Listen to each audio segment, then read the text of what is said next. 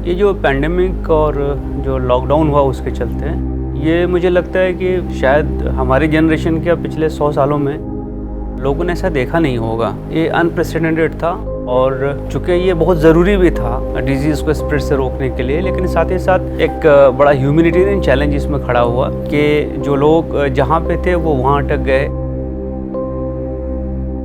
दुकानें सारी बंद हो गई, काम धंधे बंद हो गए, लोगों को खाने पीने की जो चीज़ों की ज़रूरत थी उसका एक बड़ा क्राइसिस चालू हो गया। तो एक हफ्ते के अंदर अंदर ऐसी सिचुएशन क्रिएट हो गई बहुत सारे इलाकों में कि लोगों के पास खाना खाने को नहीं रहा, केरोसिन नहीं मिल रहा था और सब चीज़ों की प्रॉब्लम थी।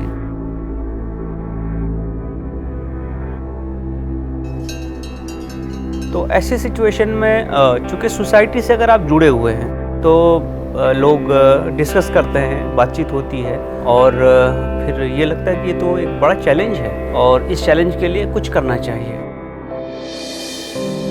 और उस वक्त पासवान अदब ने सोचा कि जो रूह की ग़िज़ा है, जो फूड फॉर सोल है, तो फूड फॉर स्टमक के बारे में सोचा जाए एंड दैट्स हाउ हम लोग आगे बढ़े। तो वी स्टार्टेड गेटिंग कॉल्स। हमको हमारे जो टोल फ्री नंबर पे एक ज़माने में लोग लिटरेचर और पोइट्री के लिए फ़ोन करते थे, तो वहाँ पर कॉल्स आना चालू हो गए कि वहाँ पर उस आदमी के यहाँ पर घर में राशन सप्लाईज नहीं है। बाकी जो ज़रूरियात है वो रुक सकती हैं, आप उसको थोड़ा पोस्टपोन कर सकते हैं। फूड एक ऐसी रिक्वायरमेंट है जो पोस्टपोन नहीं की जा सकती है, वो ह्यूमन सर्वाइवल का बेसिक रिक्वायरमेंट है। तो हम लोगों ने फिर ये सोचा कि जो सबसे अफेक्टेड एरियाज़ कौन से हैं उसको आइडेंटिफाई किया जाए और इन एरियाज़ में हम क्या कर सकते हैं। अब ऐसा हुआ कि जब उन तक पहुंचना है तो उसके लिए जो सोर्स होगा, ऐसे में केबल नेटवर्क से अच्छा हमको नेटवर्क नहीं लगा जो डायरेक्टली उनके घरों में जाता है।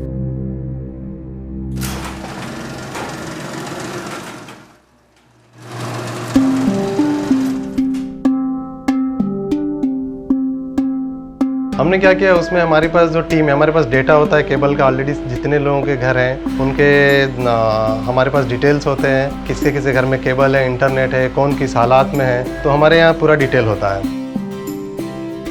There were two type of target audience जिसको हम कर रहे थे। एक जो डेली वेजेस थे, जो जिनको रोज का रोज फूड पैकेट्स था, जैसे घर में एक आदमी या दो आदमी थे, और कुछ ऐसे लोग थे जिनका मतलब घर में 4 या 5 का फैमिली मेम्बर्स था और उनको 10 से 15 दिन का ड्राई रेशन उनको पहुंचाना था। अब चूँकि आपको मालूम है कि लॉकडाउन में जो मेजर एम गवर्नमेंट का था वो ये था कि लोगों को एक जगह कलेक्ट होने से रोकना। अब अगर आप फूड या राशन डिस्ट्रीब्यूट करेंगे तो लोग तो आएंगे, तो उसको कैसे प्रिवेंट किया जाए। हमारी टीम में से अगर कोई भी एक आदमी कोविड रिलेटेड सिम्टम आता तो वो हमारी पूरे वॉलंटियर टीम को डिमोरलाइज कर देता, शायद आदमी डर जाते। तो सेफ्टी एस्पेक्ट बहुत इंपॉर्टेंट था। तो ड्राई रेशन को हम कैसे डिस्ट्रीब्यूट करेंगे, कैसे हम उतने हैवी सामान को लेके जाएंगे, so we had to plan a strategy. हमने क्या किया कि एक लड़के के पीछे 50 लोगों का हमने ये कर दिया डिस्ट्रीब्यूशन के लिए, और जिस एरिया में लड़का हमारा केबल इंटरनेट का पैसा कलेक्शन करता था उसी लड़के को हमने एक्टिवा दे करके यूटिलाइज किया कि एक्टिवा पे खाना लेकर के जाना है, तो वो खाना लेकर के जाता था, वहाँ से किसी को बुला लेगा घर से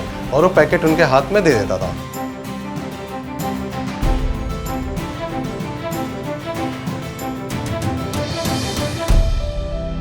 इतने सारे लोग इसमें इन्वॉल्व हो गए तो ये बहुत इंपॉर्टेंट था कि हमको फीडबैक मिलता रहे कि फूड क्वालिटी कैसी है, राशन की क्वालिटी कैसी है, रिक्वायरमेंट टाइम पे मिल रही कि नहीं मिल रही है। तो हम लोगों ने एक छोटा सा कंट्रोल रूम इस्टेब्लिश किया और जो मोबाइल नंबर्स हमारे पास थे लोगों के, उसमें से हम कुछ को डेली फ़ोन करके क्रॉस चेक करते थे कि क्वालिटी ऑफ सर्विस कैसी है। उससे हमको फीडबैक मिलता था और सर्विस हमको इम्प्रूव करने में, उसको प्रॉम्प्ट रखने में मदद मिलती थी।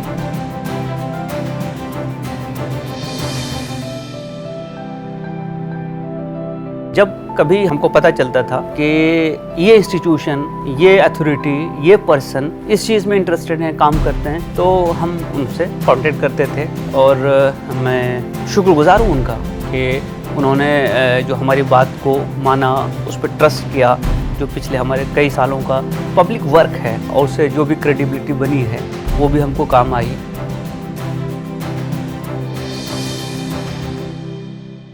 लॉकडाउन में लोग अपनी अपनी जगहों पे रह गए, तो एक नेचुरल जो अर्ज लोगों में आई कि हमें वापस अपने घरों पे जाना चाहिए, पता नहीं वहाँ क्या हालत है। तो आपको मालूम है कि फिर श्रमिक एक्सप्रेस ट्रेन गवर्नमेंट ने शुरू की, लोगों को ट्रेन से घर भेजने के लिए रजिस्ट्रेशन करना ज़रूरी होता था उसके लिए। अब रजिस्ट्रेशन में हज़ारों हज़ार की भीड़ है, अब उसको फैसिलिटेट करना, लिस्टिंग करना, उनके आधार कार्ड के नंबर लगाना, वो पूरी लिस्ट तैयार करना, फिर ट्रेन के लिए अरेंजमेंट करना, इंस्टीट्यूशनलाइज जो मैकेनिज्म वो तो काम कर ही रहा था, लेकिन जब आप एक वर्ड पुट इन करते हैं तो स्पीड बढ़ जाती है। लोकल लेवल पे चाहे वो डीसीपी हूँ, चाहे एसपी हूँ, लोकल कलेक्टर्स हूँ, उनके साथ हम लोगों ने टाई अप किया और कोशिश ये की कि मिनिमम वेटिंग पीरियड में लोग अपने घरों तक जा पहुँच सकें।